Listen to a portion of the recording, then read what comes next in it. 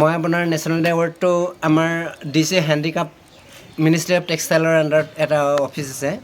এই অফিচটোতে মোৰ যোগাযোগ আছিলে। যোগাযোগ হৈ তাতে মই এটা কাপোৰ বনাইছিলোঁ আমাৰ মিচিং ট্ৰেডিশ্যনেল, যিটো নেকি আমাৰ মিচিং শব্দত গাদৌ বুলি কয়। অসমীয়া শব্দত আপোনাৰ মিৰিজিম বুলি কয়। মিৰিজিম হ'ল আপোনাৰ এটা মিচিং ট্ৰেডিশ্যনেলৰ এটা ব্লেংকেট হয়। আগতে এই ব্লেংকেটটো ছোৱালীৰ লগত যৌতুকত দিয়ে। আজিকালি বস্তুটো নাইকিয়া হ'লগৈ। নাইকিয়া হ'ল মানে আজিকালি বুলি নহয় আৰু, আজি এযুগ নাইকিয়া হ'লগৈ বস্তুটো।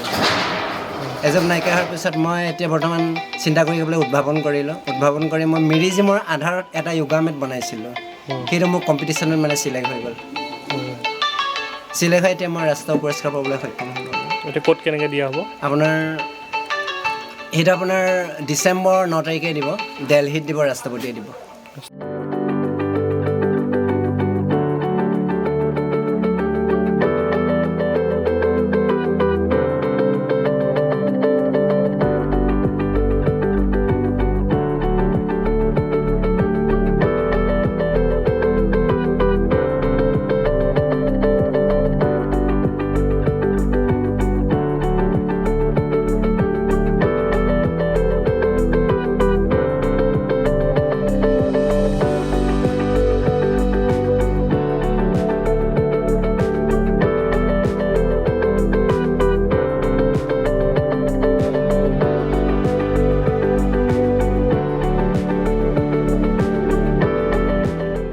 মই আপোনাৰ নেশ্যনেল এৱাৰ্ডটো আমাৰ DC হেণ্ডিক্ৰাফ্ট মিনিষ্ট্ৰী অফ টেক্সটাইলৰ আণ্ডাৰত এটা অফিচ আছে।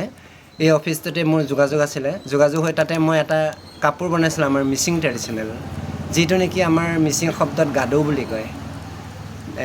অসমীয়া শব্দত আপোনাৰ মিৰিজিম বুলি কয়। মিৰিজিম হ'ল আপোনাৰ এটা মিচিং ট্ৰেডিশ্যনেলৰ এটা ব্লেংকেট হয়। আগতে এই ব্লেংকেটটো ছোৱালীৰ লগত যৌতুকত দিয়ে। আজিকালি বস্তুটো নাইকিয়া হ'লগৈ। নাইকিয়া হ'ল মানে আজিকালি বুলি নহয় আৰু, আজি এযুগ নাইকিয়া হ'লগৈ বস্তুটো।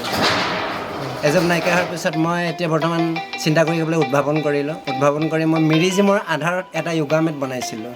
সেইটো মোৰ কম্পিটিশ্যনত মানে চিলেক্ট হৈ গ'ল। চিলেক্ট হৈ এতিয়া মই ৰাষ্ট্ৰীয় পুৰস্কাৰ পাবলৈ সক্ষম হ'লোঁ। এতিয়া ক'ত কেনেকৈ দিয়া হ'ব? আপোনাৰ সেইটো আপোনাৰ ডিচেম্বৰ 9 তাৰিখে দিব, দেলহিত দিব, ৰাষ্ট্ৰপতিয়ে দিব।